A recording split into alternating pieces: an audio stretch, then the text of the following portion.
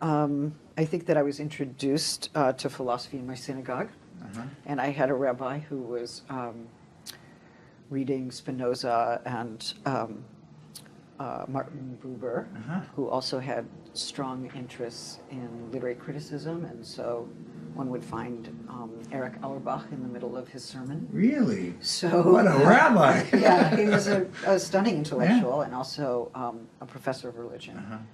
I guess there was one point where I became a disciplinary problem in the Hebrew school class, Right. and they sent me to the rabbi, and he said, well, we're not going to send you back to that class. Your punishment is that you're going to have to do a tutorial with me. Yeah. And I was very thrilled. Yes. And I bet it was about 14, and he asked me what I wanted to work on. And I said, well, I want to know whether there are seeds of fascism in the tradition of German idealism. I want to know why Spinoza was excommunicated from the synagogue.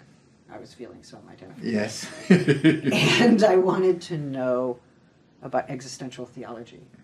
And I think he's a little taken aback, but we did end up meeting in a weekly way, and that introduced me to the idea of the tutorial. Yes. And I was able to read widely. I had already started in my parents' basement reading Kierkegaard and Spinoza because those books had been abandoned there. Apparently one of my parents read those texts in college and then abandoned their college textbooks to the basement.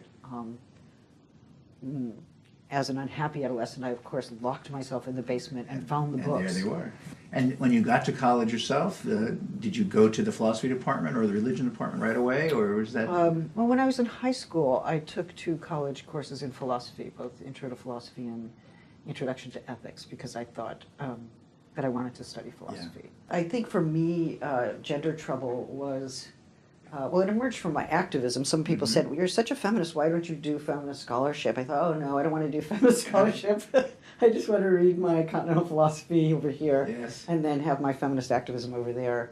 But then I was invited to work on Beauvoir and Wittig, and that involved me in a kind of critique of dominant forms of feminism at the time that seemed to assume that women... that to be recognized as a woman, you had to be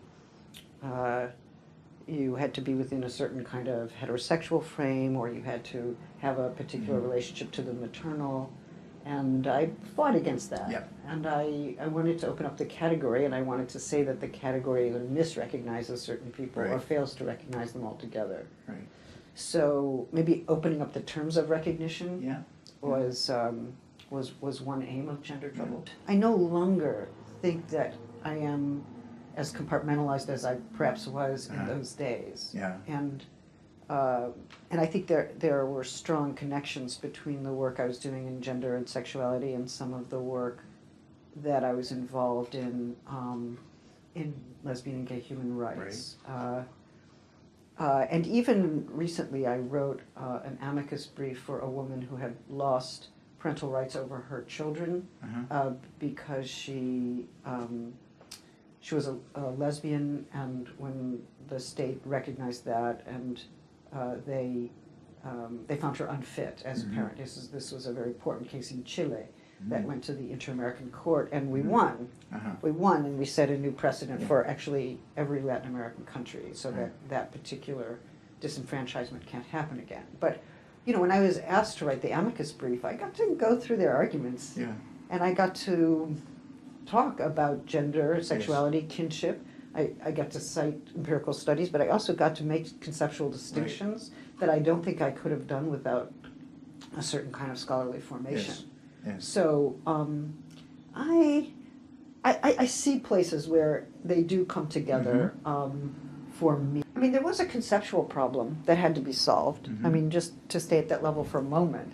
I think that the theory of the performativity of gender was one in which, you know, we're all constantly constituting ourselves according to certain norms or performing gender. And it focuses on agency and acts. And yet, at the same time, we're being formed through institutions. We're being called names. We're being we're having norms imposed on us. So who are we, such that we receive, or we're vulnerable to being called certain names, Right. or we're vulnerable to certain kinds of social expectations or norms or whatever. So, I felt like I actually needed to understand the domain of impressionability or receptivity, Right. to understand how it is we might be at once socially constructed but also self-constituting. So I had to link those two things. Right. Because there were some people who said, "Oh, Butler, it's all social construction," Right. or "Oh, Butler, it's all voluntarism." Right. And I thought, "Oh, I better through put that. these things Yeah, together." But I think after 9/11, I was taken aback by this ideal of invincibility and invulnerability Yes. that was being touted by government officials. The U.S. should be invulnerable. The U.S. should be invincible. And I thought, well, why wouldn't this be a moment to recognize our international interdependency, Right. or all of our dependency and all of our vulnerability, such that we would maybe think about new international norms or laws or institutions that would minimize vulnerability for everyone, not just for Yes. selected nations rather than others. So that became, I had a very strong critical response to that particular idea Yes. of nationhood.